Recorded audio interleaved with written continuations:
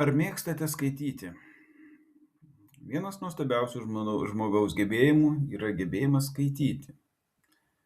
Skaitymas – puikus įkvėpimo ir laimės šaltinis, plečiantis akiratį ir padedantis atsipalaiduoti.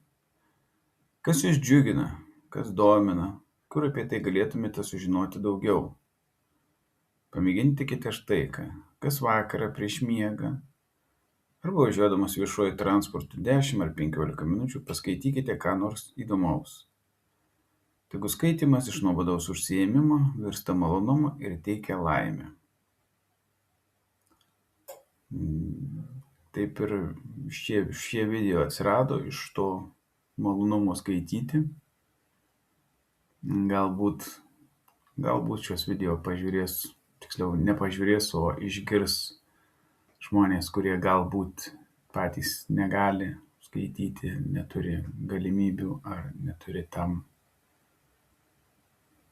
nežinau. Tai yra mano malonumas, lengvas skaityti garsiai. O jeigu tą mano garsų skaitymą ir kažkas paklausys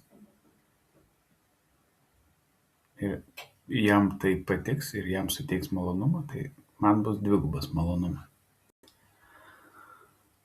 Norint sunaikinti kultūrą, nereikia deginti knygų. Pakaks, kad žmonės liautųsi jas skaitę. Rėjus Benderberis.